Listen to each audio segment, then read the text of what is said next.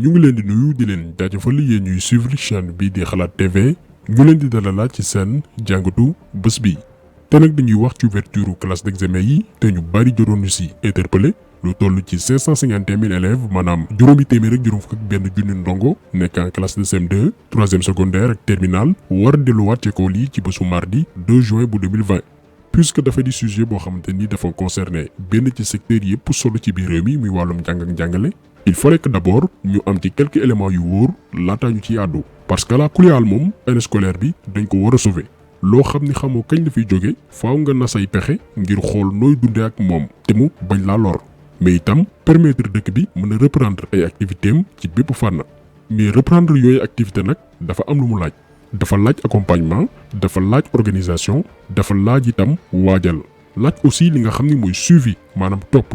loolu yëpp nag ndax Sénégal matale na ko am déet maanaam xale yi mën a dellu ci école yi ñu boole ko ak ay mesures yu war ba xale yooyee du ñu nekk ñoo xamante ni ñooy tasaare virus bi ci biir réew mi. parce que comme ni ñu ko waxee woon ci benn ci suñu vidéo yu weesu nekkul jàngoro boo xamante ni dafay sonal ndaw ñi rawatina nag tout tànk yi maanaam xale yi maanaam ñi nga xam ne tey ñoo war a dellu ci école yi ñooñu mën nañ contracter virus bi te duñ ci xam dara ñoom la ñuy woowee les porteurs sains maanaam feebar bi du def benn njeexital ci ñoom mais li problème bi mooy xale yooyee dañuy wàlle te amaana seen biir kër yi am na ay mag mën nañ génn attraper virus bi ci biti mais ñëw wàllu ko seen maam yi nga xamante ni ñoom demuñ dikkuñ te ñoom booy xool la jàngoro ji di gën a sonal parce que la plupart ci ñoom dañu amee yenn jàngoro yu ci mel ne tension diabète ak yeneen xeetu feebar bu ko defee virus bi bu leen duggee daf leen di sonal lool. donc pour éviter loolu lépp est-ce que gouvernement bi muy jël ndogal ngir ibbi classe d'examen yi jël naa en compte aspect boobu noonu maanaam naka la xale yi mën a demee école fekk fay dispositif yoo xamante ni dina tax du ñoom ñooy tasaare jàngoro ji ci biir kër yi. loolee nag def nañ ci benn taxaw seetlu benn jàngat bu yaatu maanaam am na yu ñu gis. am itam yu ñu seetlu yoo xamante ni mérité na ñu attirer attention ñi nga xam ne ñooy suñu autorité waaye itam waajur ndongo yi. li ñuy njëkk a laaj nag mooy yan mesure le gouvernement bi wala sax ministère de l'éducation puisque ñoom la ñu dénk wàll wi yan mesure la ñuy jël ci école yi pour aar xale yi ci fànn woowu noonu. dañ ciy déglu kenn ku nekk biir ministère de l'éducation di Mamadou Moustapha Diagne nekk fa directeur de la formation et de la communication. mesure nag bi ci njëkk mooy les mesures sanitaires maanaam école boo dem tey jii dañ fa def thermoflash pour jël température yi dinañ fa boo duggee ci biir l'école bi daañu def dispositif boo xamante ne bii dañuy raxasu régulièrement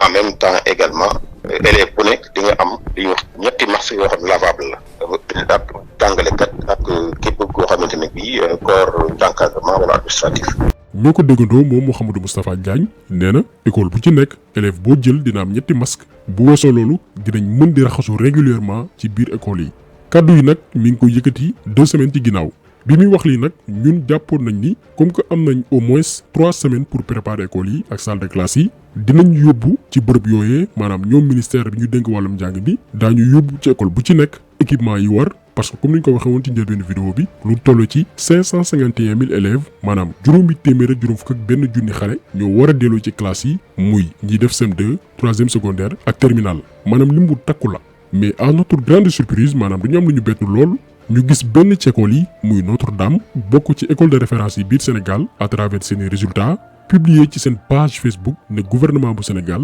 lii la leen jox ci équipement pour reprendre cours yi. maanaam benn tuyau boo xamante ni ci lañuy def ndox ànd ak benn robinet boo xamante ni pour xale yi di mën di raxasu boole ko benn bouteille madaar benn gel benn thermoflash ak benn mbuusu masque boo xamante ni boo ko xoolee xam ni lii mënul doy élèves yi parce que comme ni ngeen déggee Mouhamadou Moustapha Diagne nee na élève bu ci nekk dafa war a am au moins 3 masques kon xam ngeen ni lii moom doyul kon gis ngeen ni premier manque de sérieux bi mi ngi nii li directeur de la formation et de la communication waxoon ak lu ñuy gis sur le terrain comme yàlla ak yàlla.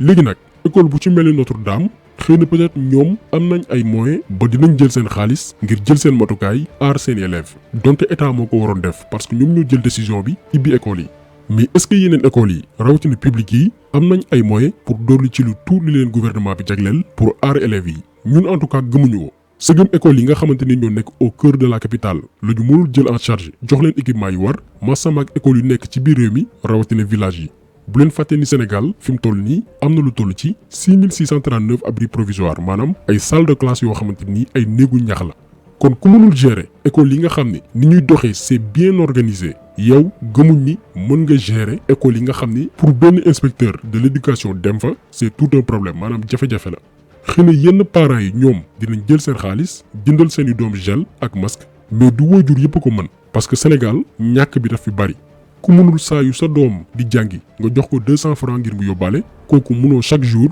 di ko jëndal masque wala gel. tey normalement waxuñu élèves yi mais benn sénégalais waratul woon jënd masque état bi ci boppam moo waroon confectionner ay masques yu bari ay millions yu masques jox ko askan wi tey da nga waroon génn ci mbedd Sénégal yi solo masque alkaati dab la jox la masque ne la jëlal nga sol. ñu ñëw ci kaw enseignants yi maanaam jàngalekat yi tey amul kenn ku ñaawluwul la xewoon ci terminus Liberté 5 maanaam jël ay enseignants yi nekk Dakar yépp te war a dellu ci région yi jàngale ji nga dajale leen ci benn bërëb. yaakaar nañ ni image yi nii yéen ñëpp yéen ko gisandoo maanaam joriñ gi nga xam ne moom lañ dénk wàllum jàng bi ci biir réew mi au lieu que mu concerté wu ak syndicat yi maanaam mbootaay yi ëmb jàngalekat yi ñu organiser transportu enseignants yi ku ci nekk mën a dellu fa nga war a jàngalee sans problème mais dañoo toog seeni bureau def benn communiqué ni képp kuy dellu na nga teew terminus Liberté 5 bés sàngam moo waraloon pëccxoo gi nga xamante ni moo amoon terminus Liberté 5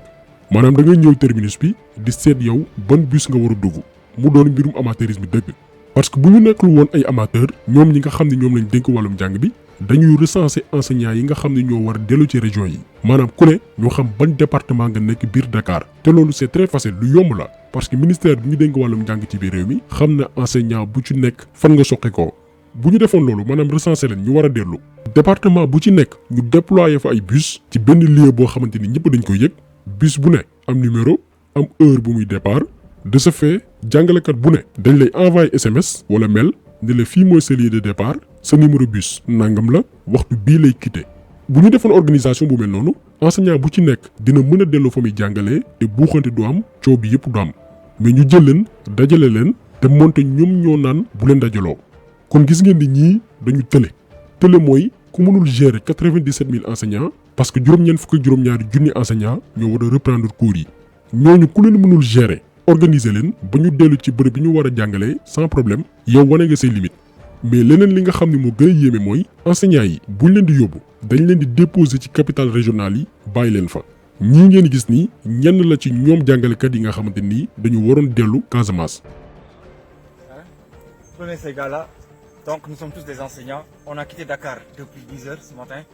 Donc on est arrivé en Gambie vers 14 heures. On nous a bloqué là-bas. Donc on a quitté Gambie vers 18 heures. On est venu à Sédhiou vers 19 heures, 21 heures comme ça. Donc après on a su négocier pour qu'on puisse arriver à Marsassoum. Une fois à Marsassoum, on nous laisse ici. Donc il est déjà 23 heures. Donc on n'a pas de voiture pour se rendre dans les Frankunda. Donc on est obligé de passer.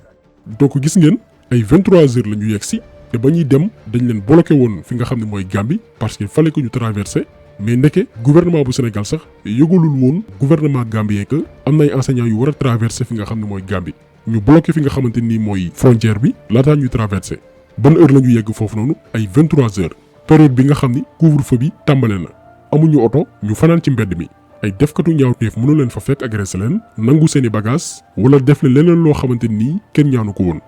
est-ce que ñii bu ñu delloo tey ci salle de classe yi dinañ am motivation ñi nga xam ne nee nañ ñoom ñoo war a former génération yi nga xam ne ñoo ñëw ëllëg ñoom la ñu toroxal nii doo yeddal leen lu ko waral manque d'organisation ak ñàkk a fonk li nga xam ne mooy jàngalekat. beneen problème bi mooy classe intermédiaire yi maanaam élèves yi nga xamante ni nekkuñu classe d'examen. parce que nee nañ na classe d'examen yi reprendre mais yeneen classes yi ñoom itam lan mooy solution bi loolu ba tey amuñ ci dara lu leer parce qu'on a l'impression que ni dañu bëgg seulement sauver classe d'examen yi mais pas année bi parce que sauver année bi mooy classe yëpp reprendre même ñi nekk classe terminale ñi nga xam ne ñoo war a ami bac bu fekkee ni enseignement supérieur bi reprendrewul ñooñu après fan la leen di dugal ndax dañuy xaaraat ba étudiants yi boucler seen année académique ñu door di jublu seeni mbir loolu aussi beneen question la en plus. même élèves yooyu nga xam ne ñoo nekk classe terminale problème bi mooy am na ci yenn cours yoo xamante nii dañ koy bâcler maanaam nombre heures yi nga xamante ni enseignants yi waroon nañ ko def dañ koy wàññi pour gaaw terminer parce que enseignants yi seen wàllu bopp dañ leen mettre pression pour que ñu terminer ci lu mu gën a gaawee c'est-à-dire que fi ñu war a def 8 heures par semaine ñoom 2 heures la ñuy def ki xam ne loolu noonu mooy Dame Mbodj di secrétaire général CUSEMS di benn ci mbootaay yi nga xam ne moo ëmb jàngalekat yi. ñu ngi def ay réduction horaire yu graaw philosophie 8 heures de cours la ñu war a jàng selon les programmes pour ñu mën a matal déjà wax naa leen ne temps bi nar a jàng matul parce que 2 juin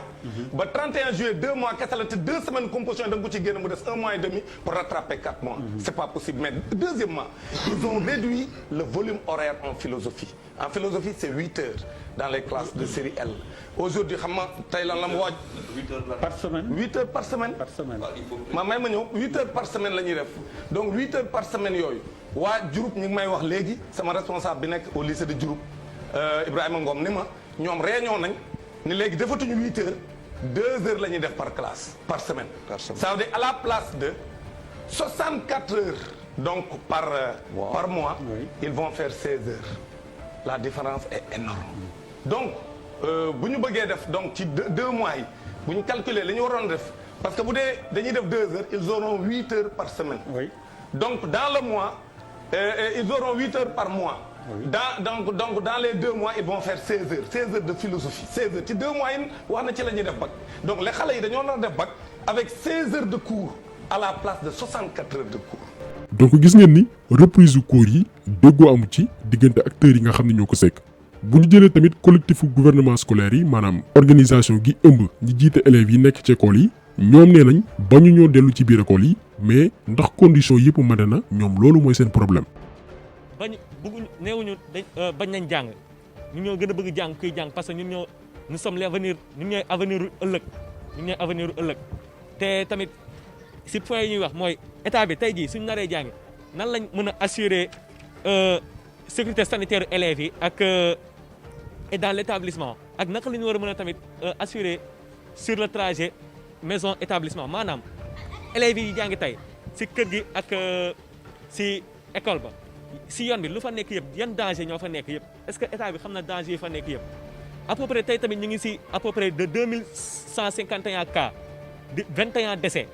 ñu bëgg ubbiwaat école yi te école yi ñu ngi koy tëj à moins de 30 cas ñu ngi tëj école yi nous disons non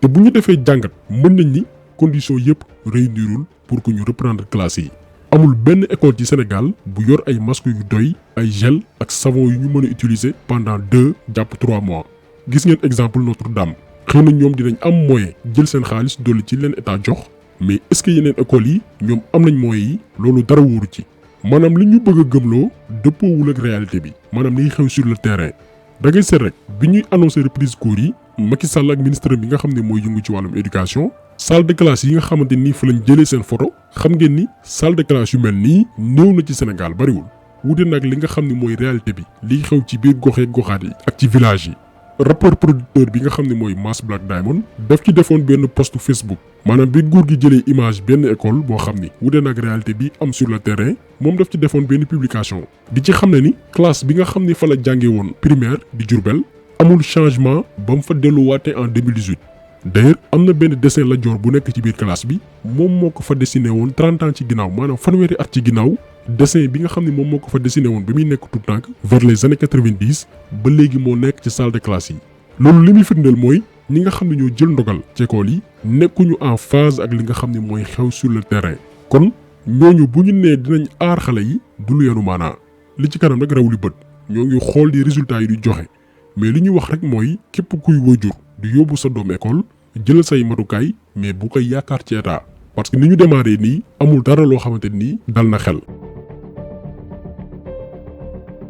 dañu jeexalee vidéo bi ak benn appel parce que moment bi ñuy wax ak yéen nii di def vidéo bi banque de sang bu centre national de transfusion sanguine daanaka dafa vide depuis bi jàngoro ji nga xam ne mooy coronavirus duggee suñu réew mu doon loo xamante ni mën na jural loraange ay doomi aadama yu bari rawatina ñi nga xam ne dañuy matu. umpale wuloon ni Sénégal jigéen yi matu jaar fa ñàkk seen bakkan téeméer yoo jël ñaar fukk ak juróom yi hémorragie moo ko waral sans compter ñi nga xam ne dañuy def accident ak yeneen yu ni mel te ñooñu pour sauver leen faaw banque de sang yi am poche yi nga xamante ni doy na li koy mën a éviter nag mooy képp ku ko mën sa wér-gu-yaram may la ko nga dem may deret ngir mën a sauver bakkani doomi aadama donc jàngat bi tey loolu la woon ñu ngi leen di gërëm di leen jaajëfal di leen dig daje beneen yoon ci beneen jàngat jaa ngeen jëf